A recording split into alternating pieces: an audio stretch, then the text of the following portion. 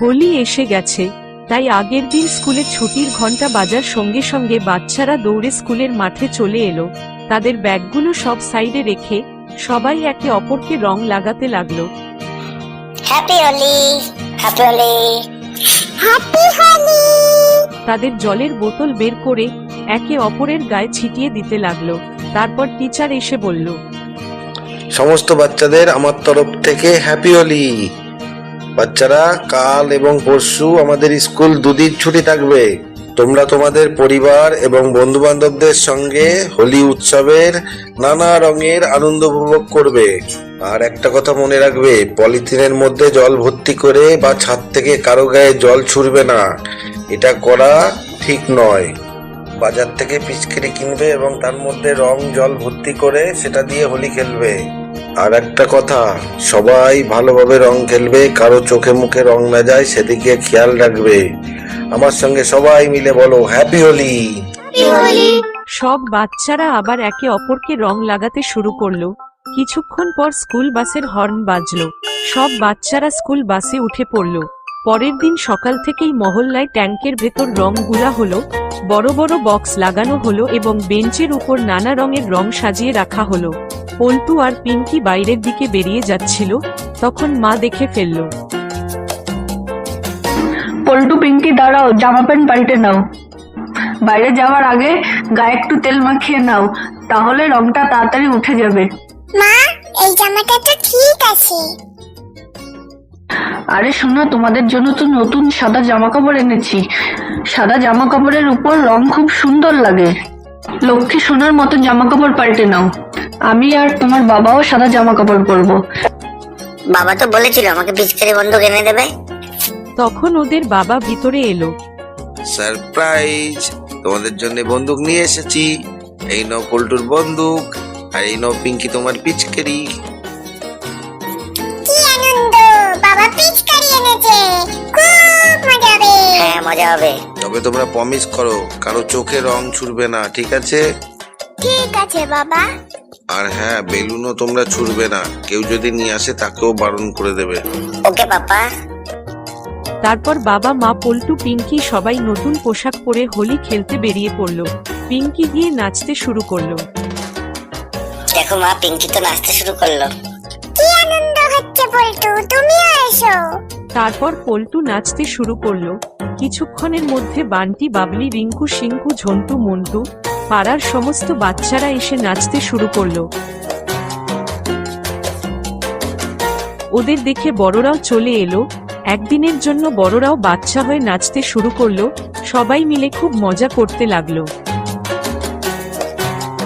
কাকু, এটা কিসের শরবত?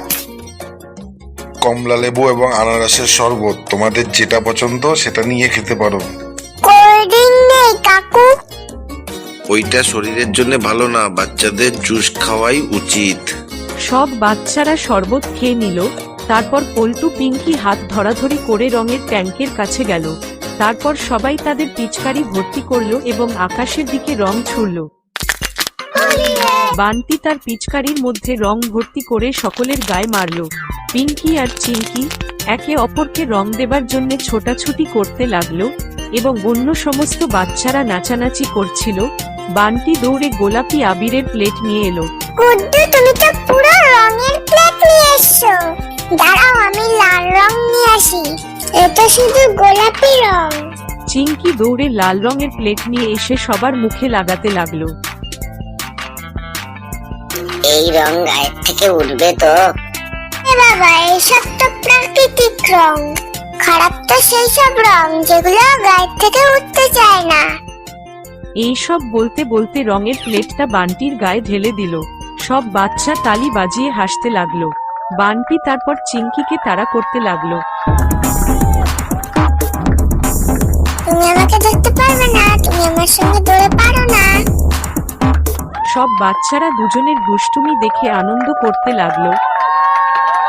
সবাই একে অপরকে রং লাগাচ্ছিল এবং নাচানাচি করছিল। বাচ্চাদের এই সব দুষ্টুমি দেখে বড়রা আনন্দে হাসাহাসি করতে লাগলো।